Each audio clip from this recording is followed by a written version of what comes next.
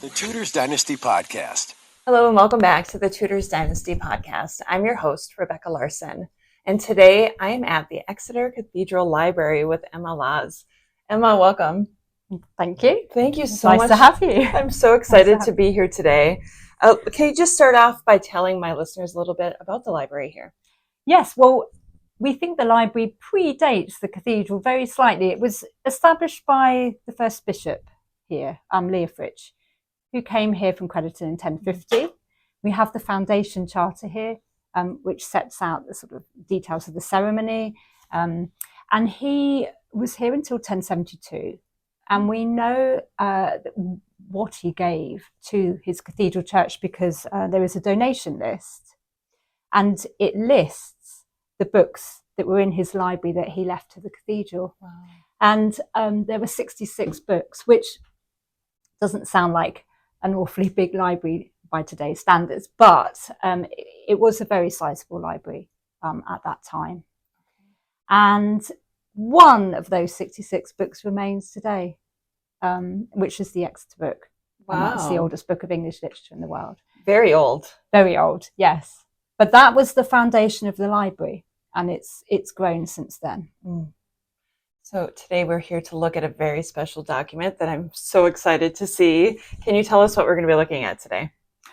So, as it says on the cover here, this is one of the authenticated copies of the will of Henry VIII.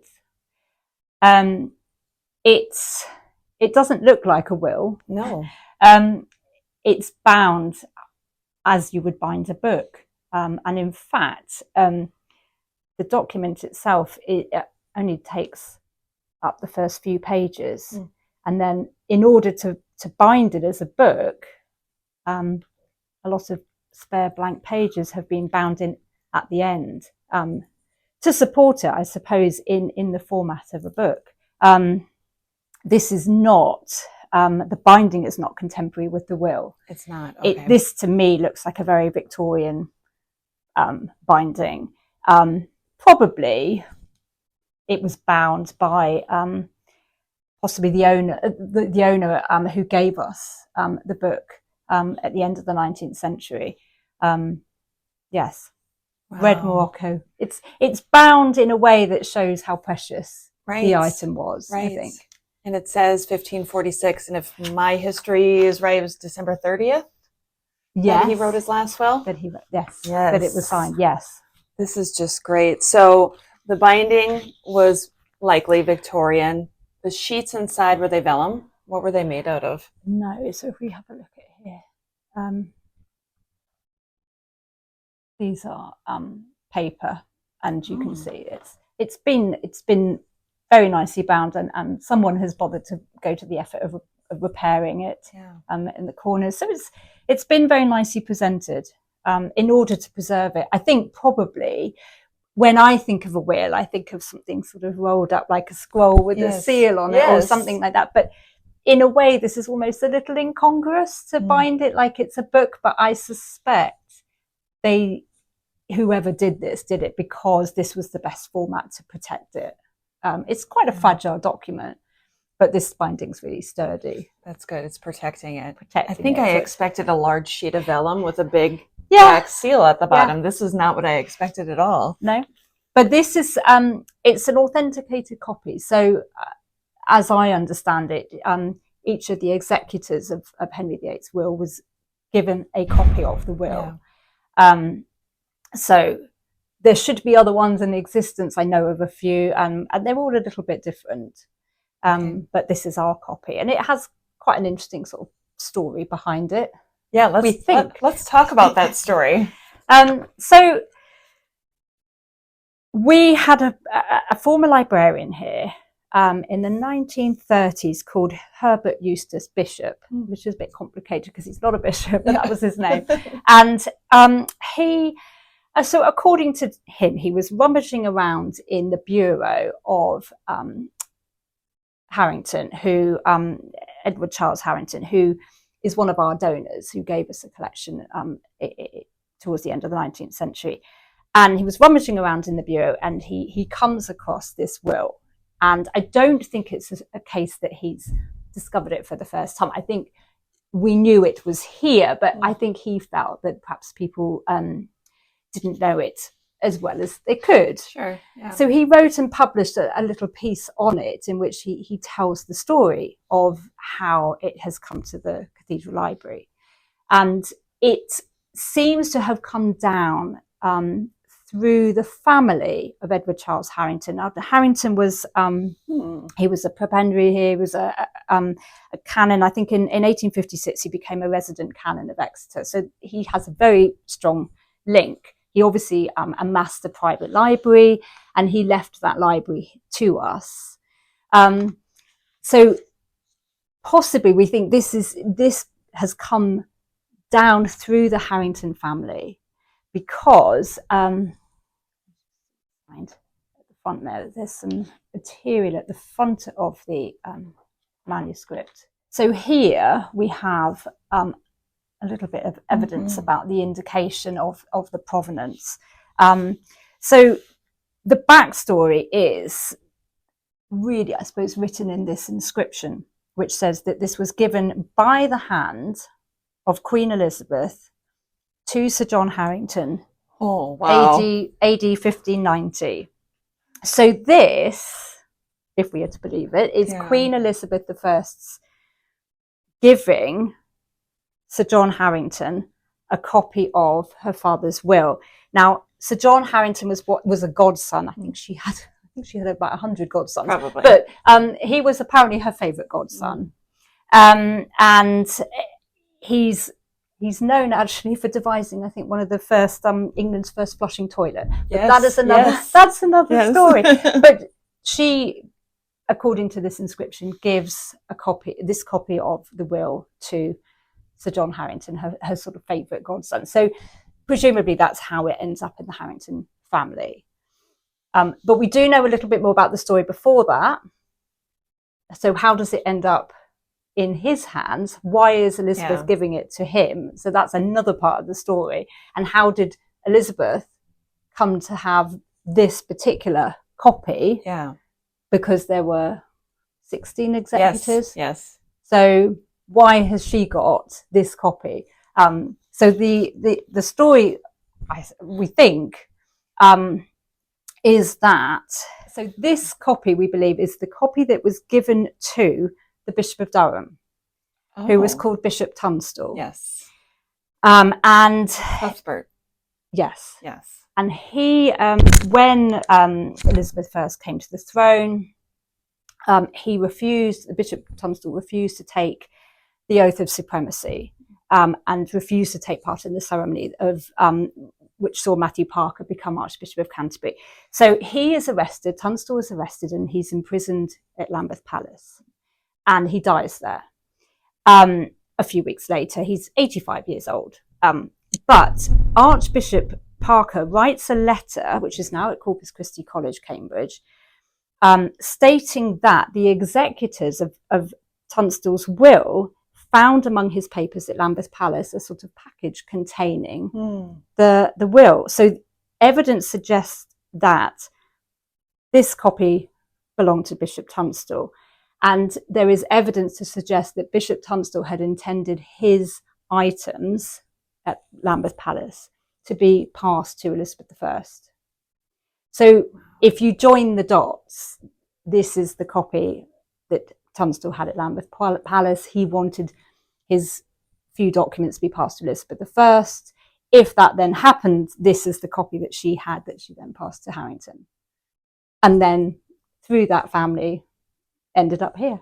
It's a convoluted story. Yes, but what a great story with all these big Tudor names connected to it. I mean, What a great provenance. Exactly. No, exactly. And there is a letter at the front of this that which sort of explains this, that there's one roll of books which he purposed to deliver to the Queen, which is nothing else but King Henry's testament. Which I find sort of quite an odd way of saying it. It's almost quite dismissive. Oh, there's nothing in there. Just his testament. Just Henry VIII, copy of Henry VIII's will. So yes, and that is a copy of the letter. So it's Do we know what the other copies look like? Are they bound like this? Do you have any idea? I know. I mean, I haven't been able to track, or I haven't tried to track all of them. There is one that's available online. Actually, there's a piece online. It's the one that is the copy at the Society of Antiquaries in London. And I mean, there must be, the others must be somewhere, and I don't know. But they even know the scribe of theirs. We haven't tried to investigate who the scribe of ours is. So there's still information to discover about our copy. But I think looking at that, ours against the image of that copy, they are quite different. Oh, really? Different hand, I think. They probably are. Yeah, different. So presumably there were different scribes writing. Yeah, I would imagine. But we especially don't know. 16 copies. That's a lot of copies. I was always under the impression, and now I realize how wrong I was, that there was one, maybe 2 copies, not 16. Well, I imagine there were 16. They were given, but they were also given money. So I think we know that Tunstall was given £300, okay, which would be a lot of money. Yes, in that time. Then, yeah, back then. And then a copy of the will. Wow. It's just so amazing to be sitting here next to this document, knowing how old it is. Yes. And probably the most famous thing about Henry VIII's will is his signature, right? Yes. And can we take a look at this? So, well, this is where, I mean, I suppose some, there's all sorts of debate around the authenticity of the wills. I imagine if Henry VIII had wanted to, he could have spent all day, every day signing documents. So he had what I sort of see as a bit similar to a digital signature today, when you're filling in an online form and you sign your name, but it's not you, is it? But it's a digital signature. So he had a dry stamp that was used for signing his documents. So someone would, so he didn't have to sign, and the stamp would be used, and then somebody went over it in ink to create the signature. Wow. Ours has got a little hole, maybe hole there. Yes. Yeah. And so, of course, some people say, well, is it actually signed by Henry VIII? And but I think we have to accept it as authentic, because otherwise are we to assume that all the documents that were produced towards the end of his reign are not to be taken as authentic because he's not signed them. Right. I mean, they've introduced the stamp in order for it to be a legitimate signature. So I think we have to assume that is the way that we. And looking at it now, there's no way that you would know that that's a stamp. At least not from my eye. It looks like it's part of the whole thing. It looks like it's part of it. Yeah. Yeah. And the whole theory that the will was changed after his death, looking at this, and if there were 16 copies. It seems unlikely. I mean, I think now I think those sort of stories and conspiracy theories are perhaps sort of put to rest. I mean, to me, the idea that wills were forged or he was somehow coerced at the end of his life into writing something. But you have so many executors of the will, and are we to believe that they were all in on a sort of conspiracy and then didn't later sort of mention it in passing to somebody? Yeah. I mean, look what we got away with. And actually, I think for some of them, I mean, I don't know details, but surely, I mean, Bishop Tunstall ended up imprisoned in Lambeth Palace. I mean, was there not a moment when he might have revealed something if it hadn't been all and being a bishop? Exactly. So I don't know. I don't know if I can quite believe that there was foul play. And actually, interestingly, that we always think of wills as legally binding, where everything that in a will takes happens, but actually lots of things in the will were not adhered to. So if they're not adhered to, then it suggests that perhaps it is genuinely Henry VIII's thoughts and wishes. Let's talk about some of the contents of the will. What do you find interesting in here? Well, I think one of the key things, I suppose, about the will is the fact that he puts down who he wants to be his heirs, which, you know, hadn't been done before. And clearly they didn't adhere to it. But it's interesting that he you know, people talk about him wanting to rule from the grave, and I find that fascinating that he would stipulate that in his will, and also bring Elizabeth and Mary back in, even though they had sort of been illegitimate, and but he brings them back in and mentions them in his will, in his sort of list. I mean, that's quite an interesting. He had a legacy to preserve, and even if his daughters were illegitimate, they were going to extend the Tudor dynasty for him. Very keen to do so. And I think also he sets out what he wanted for his son, and I think, you know, perhaps that didn't happen exactly as he'd planned. But it is interesting. This is a document of his wishes, right? They're not commands; they're wishes. They're wishes, and you know, as much as he probably hoped it would happen after his death, he's not going to be there to actually make sure it does. So. No. And what's the other thing that he wanted that didn't necessarily happen? When we talk about his tomb. Yes. So that's the other interesting thing, is that he dies as a traditionalist, that he, you know, this whole will is full of stipulations for his soul and for his personal faith, and it's full of things that perhaps we would think, well, hold on a minute, that we've had the Reformation, and why are you wanting to have an altar at Windsor so people can go there and pray for your soul, you know, or why are you sort of leaving money you know, in return for people praying for your soul? So it's interesting that, I mean, I do wonder, I mean, who knows? But to me, it would make sense that he feels a little bit of turmoil at the end of his life on his deathbed. Right. You know, I mean, he's had lots of political reasons for the Reformation, but perhaps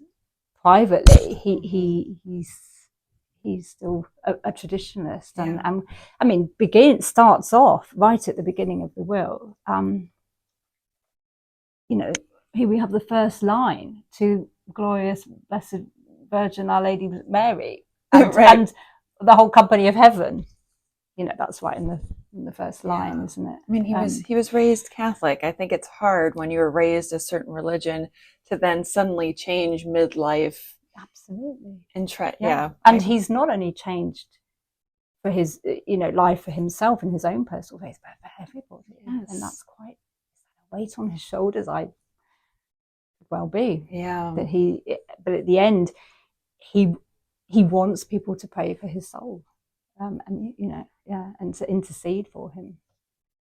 I don't know why I just love that part of his story so much, that he went through all of this trouble to marry Anne Boleyn to get this heir that he wanted so badly, and at the end, here we are. He looks very Catholic. Yes And he didn't get the tomb that he wanted. He didn't get the tomb that he wanted. But I mean, it is fascinating. It is, and I mean, we know that at the end of his life, with the 6 articles, he had started to sort of slightly revert back. So this just sort of comes at the end of that process. Not surprising, really. No, to me, but it does make me wonder what it was like to be one of his subjects. How confusing that must have been to know which way to go. Yes, and then but got more confusing after his death, because you have Edward VI that reign felt almost more brutal. Then of course you have Mary, so everything reverts back again. Yeah, and I mean, we know ended up. We have a missal here. It was printed in 1555 in Paris, where she orders copies to be printed in Paris and brought back to be disseminated, because the Latin Missal had been got rid of, and she wants to return to the Latin Missal, but she has to just reprint it. Yeah. So people must have been very confused, because this is quite a short space of time that you're sort of seesawing back and forth between, you know, just on a very sort of on a personal level, between the Latin Missal, the English Book of Common Prayer, the Bible, the Latin Vulgate Bible, the Bible in English, and watch and a time of terrible turmoil. Most definitely. I always think of the children that were born after the Reformation, or after Henry VIII married Anne Boleyn and everything started changing. They only knew a certain type of England, and then Mary came to the throne, and then they were in the same boat going, oh, hang on a second. We knew this religion, and now we have this one. Yes. Yeah, I mean, and I think once you get to Elizabeth, you have a certain stability.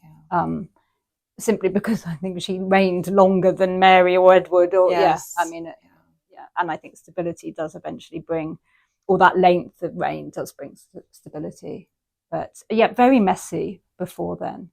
This is such a cool document. I just can't believe I'm in the same room with this right now. This is, I just want to pinch myself a little bit. How do you store something like this to make sure that it's preserved? So we're very lucky here. We have an environmentally controlled store. So it's sort of a bit like the Goldilocks, sort of not too hot, not too cold, not too dry, not too damp, just right. And so it's carefully monitored.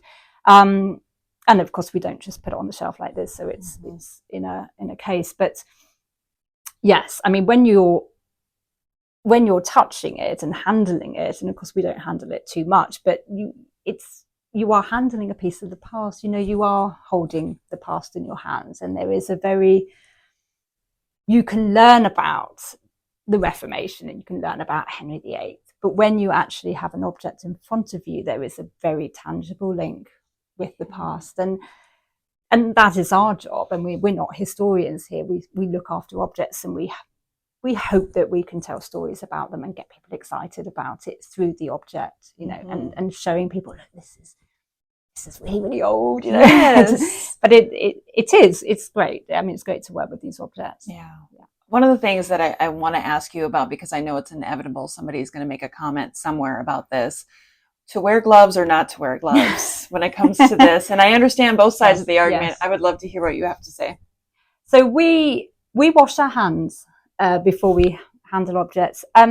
Gloves are very tricky. So there are times when you would wear gloves for handling photographs, and for handling metal objects. For books, actually, I think using gloves is worse. You don't have the sensitivity you need to turn pages, so we are gloves off but clean hands. Which makes sense. If you have gloves on, you don't know. You can't feel right. So you could be a little more rough with it than you are, and this way with your fingers, you can tell. Yes. You're far more conscious about handling with your hands than when you have gloves on. Yeah. This is great. So we know you have this will of Henry VIII. What other items? What other treasures do you have? Well, we have other materials relating to the Reformation. Okay. So we have a copy of Fox's Book of Martyrs. Oh. Which of course we would have, because each cathedral was given a copy, and it would have been kept on display originally in the cathedral, and that's the book with all those woodcuts of people being burned at the stake, and it's quite it's gruesome, but it's very powerful. It's very visual. There's two stories in that from Exeter, because Thomas Bennett in Exeter was our first Protestant martyr here. Wow. who pinned a little scroll to the Great West Door saying, the Pope is Antichrist and we should pray directly just to God. So, and he has his, there's a summary of his life and his martyrdom in Fox's Book of Martyrs with a woodcut of him at the stake. So it's amazing. We have the 1552 copy of the Book of Common Prayer. You do? Yes. My gosh. And then we also have the 1555 Missal, which replaced it under Mary before we went back again. And we do have theological works here. As we're a cathedral library, so we have particularly the works of Richard Hooker, who was very much the sort of finding a middle way in Anglicanism between Catholics and Protestants. And so yes, we have, but we also have a lot of other treasures as well. So I'm so envious. I can't even. Where's this archive? I want to go break in and look at everything. Sitting here is just. It's been such a pleasure to be able to look at this. What kind of access does the public have to your archives? So we're open to the public. Okay. We're by appointment, partly because we have a small reading room. So but yes, I mean, and something like this object, we would, if we started getting it out every day for someone, then we would probably think, oh, hold on a minute, we need to sort of balance a bit of access and preservation. But we are publicly available, and people can make appointments to come in and see our treasures. So if somebody wants to make an appointment, how do they go about doing that? They just email. They just email us. Go to your website? Yeah. Yes, I mean, you can go to the website and find our email address, yeah. Okay. And yes, we welcome everyone to come and have a look. That's wonderful. Emma, thank you so much for allowing me in this room with you today to look at this amazing document. It has been such a pleasure. It's been my pleasure too. The Tudors Dynasty Podcast.